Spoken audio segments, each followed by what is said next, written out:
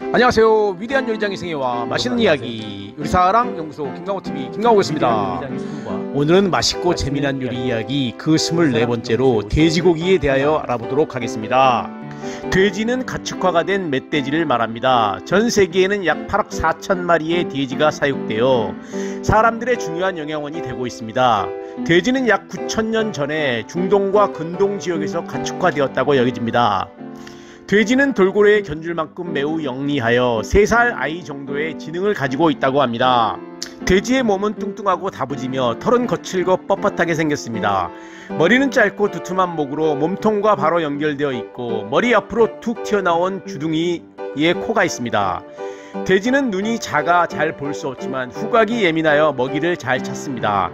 체중은 대체로 약 300kg 내외로 소보다 덩치는 작지만 그래도 인간보다는 훨씬 크고 무겁습니다. 그 대신 소가 한 번에 한 마리 정도를 낳지 못하는 반면에 돼지는 한 번에 8마리에서 11마리 정도로 한꺼번에 많은 출산이 있기 때문에 제공하는 고기의 양은 소보다 훨씬 많이 나온다고 말할 수 있습니다. 갓 태어난 새끼 돼지는 약 1kg 정도이고 일주일이 지나면 2배로 늘어납니다.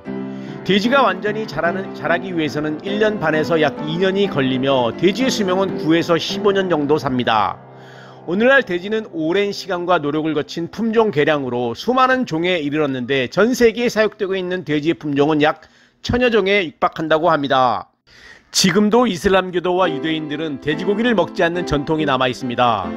정확한 사유는 잘 알려져 있지 않고 있지만 돼지고기에는 유구존충이라는 치사율이 높은 기생충이 있어서 냉장고가 없었던 중동 지역의 왕들이 못 먹게 하였다는 썰이 가장 유력합니다. 하지만 돼지고기는 중동 지역을 제외한 여러 나라에서 가장 널리 즐겨 먹는 고기입니다. 돼지고기는 연하고 지방이 많은데 비타민 B1의 함량이 쇠고기의 15배나 됩니다. 여기서 그럼 돼지고기의 부위별 특징 및 일반적으로 가장 많이 쓰이는 용도에 대해서 알아보겠습니다. 보편적으로 목살은 보쌈과 구이와 주물럭, 등심은 가장 연하고 지방이 적기 때문에 스테이크나 커틀렛에 좋습니다. 안심은 등심보다 더 부드럽고 지방이 적어 장조림과 돈가스, 탕수육 등에 많이 쓰입니다. 다음으로 갈비는 감칠맛이 있어서 찜으로 사용되며 앞다리와 뒷다리는 햄이나 족발로, 갈매기살은 삼겹살과 함께 쫄깃하고 지방이 살과 번갈아 있어서 베이컨과 구이 등으로 적당합니다.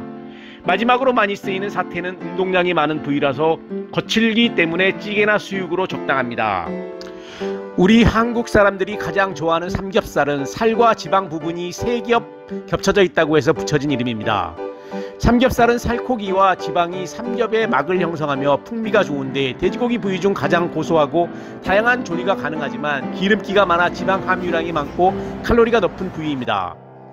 삼겹살은 한국에서 제일 소비가 많이 되는 부위로 사실 해외에서는 그렇게 비싼 부위가 아니지만 우리 한국 사람들에게 물어보면 70% 이상이 삼겹살을 선호한다고 말하며 이제는 비싸서 못 먹는 고기가 되었습니다. 삼겹살을 굽는 방법은 처음 불판에 올렸을 때 긴 시간으로 앞뒤를 한 번씩 뒤집고 양면이 노릇하게 잘 익은 후에는 자주 뒤집어 주는 게 포인트입니다.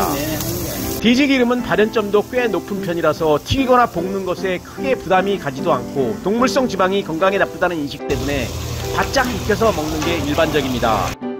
돼지 기름은 식물성 기름보다도 포화지방 함량이 높은 것은 사실이나 같은 무게의 버터보다 포화지방이나 불포화지방 그리고 콜레스테롤이 더 적습니다. 버터보다는 덜 위험하다는 이야기이죠. 일반적으로 돼지고기는 항상 불에 잘 익혀서 먹는다고 알려져 있습니다. 그것도 바싹 익혀서 먹어야 한다는 인식이 강한데 소고기와 같은 붉은 육류인데도 불구하고 차이가 나는 이유는 과연 뭘까요? 그것은 무구존충이라는 기생충 때문입니다.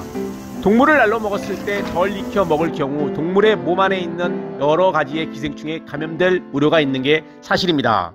이처럼 돼지고기에 있을 수 있는 치사율이 높은 위험천만한 무구존충 외에 각종 기생충들은 온도가 높아야만 죽는데 이러한 이유 때문에 돼지고기는 잘 익혀 먹어야 한다는 말이 나오게 된 것입니다.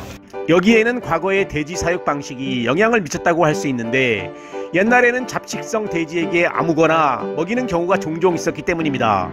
하지만 지금의 현대 사육 방식은 사료만 먹이는 등 사료와 약품을 포함한 사육 시스템이 선진화되면서 기생충에 감염되기는 어렵다는 것이 우리 축산업계의 입장입니다.